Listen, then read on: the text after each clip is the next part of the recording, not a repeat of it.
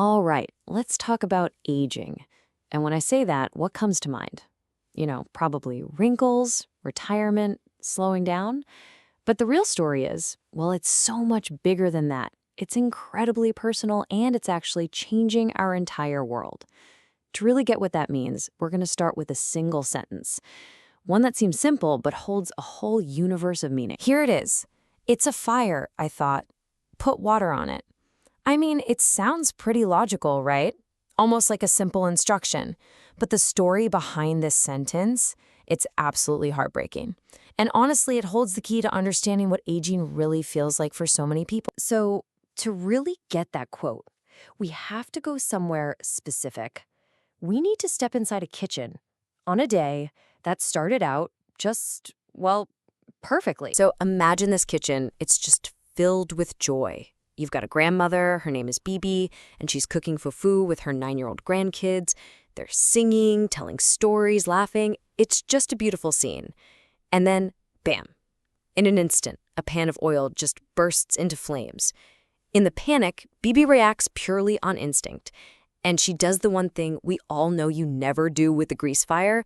She throws a glass of water on it.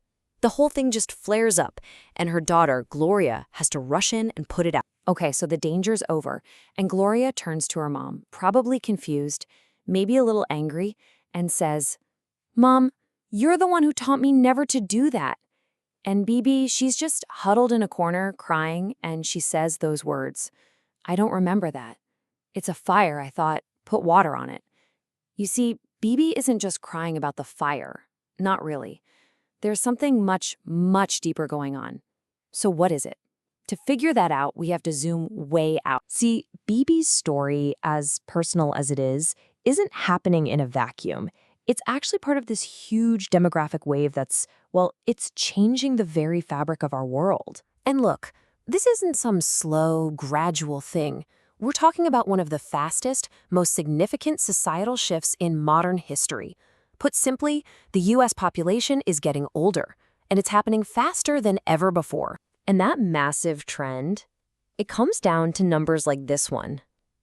64 million. That's how many Americans were living in multi-generational households back in 2016. We're talking about families structured exactly like Bibi's, with grandparents, parents, and kids all under one roof. That's a full 20% of the population, and that number has just been climbing and climbing for decades. Okay, this chart really puts it all into perspective. Just look at this. Back in 1900, people 65 and over, they were only about 4% of the population. Now, jump forward to 2016, that number has shot up to 15%. I mean, that's nearly a 4-fold increase in just over a century. This isn't just a line on a graph, right? This represents a total reshaping of what our society looks like. So who's behind this graying of America? Well, for the most part, it's this huge group right here, the baby boomers. We're talking about that massive generation born right after World War II. They're all hitting their 60s and 70s now, and as they do, they are completely redefining what it even means to be old. And there's actually a whole field of science dedicated to understanding this. It's called gerontology.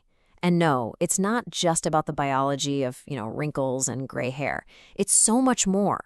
It looks at the whole picture. The social side, the cultural side, the psychological experience of what it's like to get older. All right, so those numbers tell one part of the story, the demographic part. But aging isn't just about biology or population stats. A huge piece of it is perception.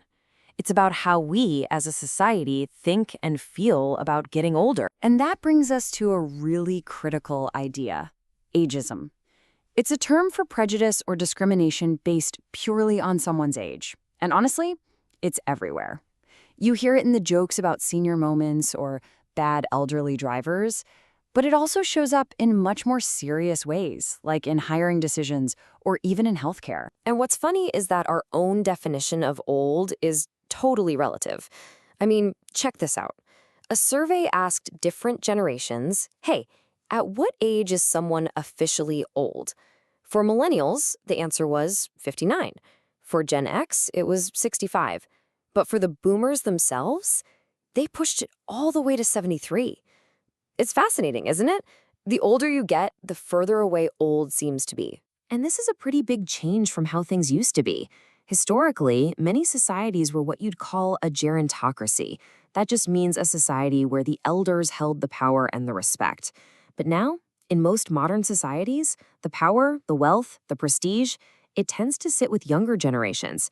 And that has totally changed the social standing of older people. So this shift in status, you combine that with the physical realities of aging, and what you get is a set of very real and often very hidden challenges. Okay, let's talk about money, financial security. For a long time, the story here was one of amazing progress. I mean, poverty among the elderly dropped from a shocking 35% in 1960 all the way down to under 10% by 2008. But that progress turned out to be fragile. The 2008 recession hit hard, and it reversed that trend, wiping out so many people's retirement savings and reminding all of us just how vulnerable many older adults really are. But beyond money, there's an even darker, more hidden challenge we need to talk about, and that's elder abuse. The question is, just how common is it? The answer is pretty shocking. Studies suggest that about 1 in every 10 older adults has gone through at least one form of abuse. 1 in 10. And think about this. Abuse is notoriously underreported. So the real number, it's probably even higher. And this abuse, it can take a lot of different forms. Researchers usually break it down into 5 main types. You have physical and sexual abuse, which are what we might think of first.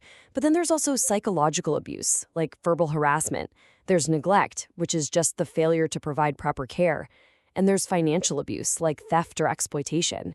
It's a truly devastating and complex issue. So, the big question is this experience of aging the same everywhere? The answer is not at all. Let's zoom out one more time and just take a quick look at how different cultures handle these exact same issues. You can see a really stark contrast here. For example, in many parts of Asia, there's a strong cultural concept called filial piety. Basically, it means that the responsibility for taking care of your elders rests squarely on the family. It's a duty. But in the West, the ideal is often independence. The elderly are expected to be self-sufficient, and any care from family is usually seen as more voluntary. It's just a powerful reminder that the way we do things, it isn't the only way. And all of this, it brings us right back to where we started.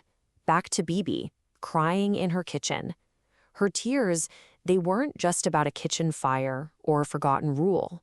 They were about the loss of control, the loss of her own sense of self, the deep fear of becoming a burden. And her story, it really forces us to look in the mirror and ask ourselves some hard questions. What are our attitudes toward the elderly in our own lives? What obligations do we really have, not just as a society, but as people, to the ones who came before us?